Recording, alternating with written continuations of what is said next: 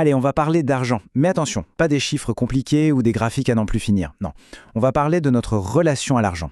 C'est un sujet qu'on a tendance à mettre de côté, et pourtant, c'est la toute première brique pour construire une vraie sérénité financière. Alors, juste un instant, oublions les budgets, les investissements, et penchons-nous sur ce qui se passe vraiment dans notre tête.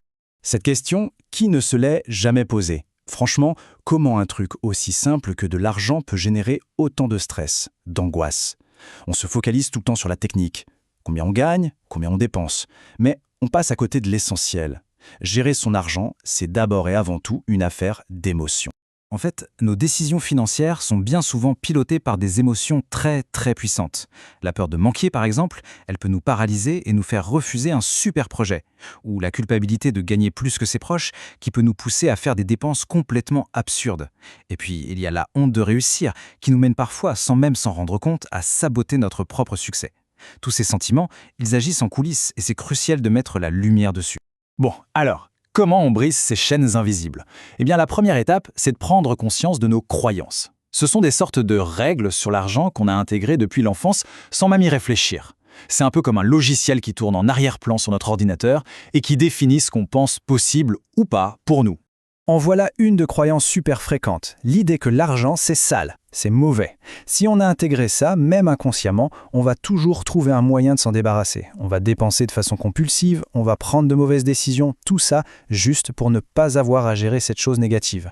En voilà une autre, bien tenace. Les riches sont tous des égoïstes. Franchement, qui a envie d'être vu comme quelqu'un d'égoïste? Personne. Du coup, si on associe la richesse à l'égoïsme, on risque de ne jamais oser demander l'augmentation qu'on mérite ou de toujours fixer des tarifs trop bas pour nos services, juste pour ne pas tomber dans cette case.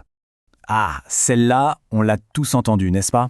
Cette petite phrase, l'air de rien, elle nous conditionne à penser que l'argent est rare, qu'il est limité, qu'il n'y en a pas pour tout le monde. Et avec cette idée en tête, on voit des menaces et de la compétition partout, au lieu de voir des opportunités. Et ça résume absolument tout. Cette phrase, c'est la clé. Tant qu'on a une relation conflictuelle avec l'argent, il sera impossible de le gérer sereinement, de le faire fructifier. Le travail, il est d'abord intérieur. Il faut se donner la permission de réussir et de voir l'argent pour ce qu'il est, un outil, complètement neutre. Ok, maintenant que les bases dans la tête sont un peu plus claires, on passe à la pratique.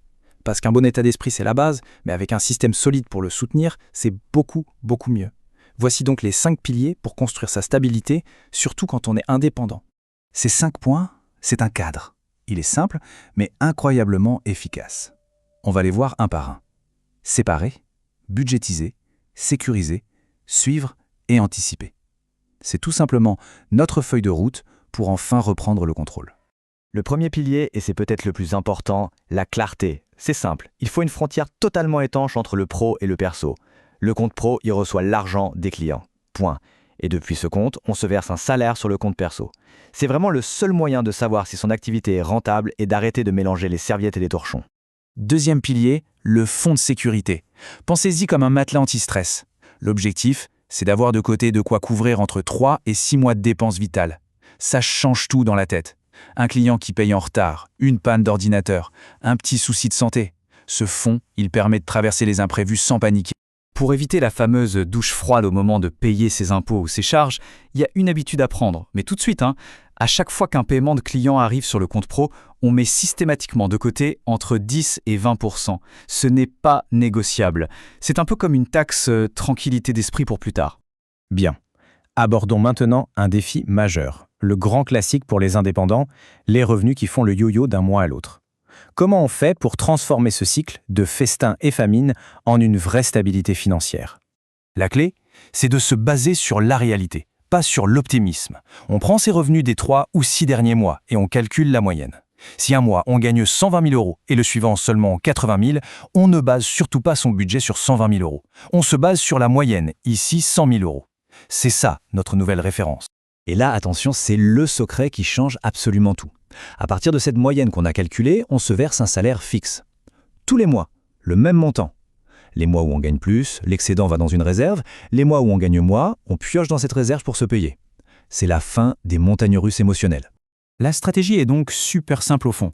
On calcule sa moyenne, on se fixe un salaire raisonnable et on met de côté les surplus. C'est un peu comme si on créait sa propre sécurité de l'emploi, un système qui nous protège nous-mêmes des aléas.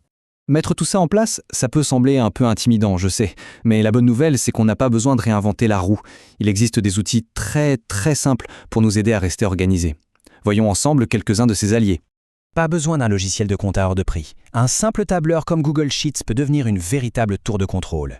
Pour le suivi au jour le jour, une application mobile, ça fait des merveilles. Et bien sûr, un compte pro dédié. Il en existe d'excellents très adaptés au contexte africain comme Wave ou Paydoonia. C'est crucial pour bien séparer les flux. On ajoute à ça un simple calendrier pour anticiper les échéances et on a tout ce qu'il faut. S'il n'y avait vraiment qu'une seule chose à retenir de tout ça, ce serait celle-là. C'est l'habitude qui change la vie. Se payer un salaire fixe, que les revenus du mois soient bons ou mauvais, c'est cette discipline qui transforme le chaos en stabilité et qui permet de commencer, enfin, à construire l'avenir. Et le résultat de tous ces petits efforts mis bout à bout, c'est une transformation profonde. L'argent n'est plus ce maître angoissant qui dicte nos humeurs. Il redevient un serviteur, un outil qui permet de construire des projets, d'avoir de l'impact et surtout, de gagner en liberté. Finalement, tout nous ramène à cette question.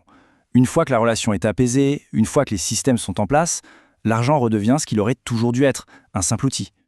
Et là, la vraie question devient, qu'est-ce qu'on va construire avec cet outil ? C'est le début d'une conversation beaucoup plus passionnante.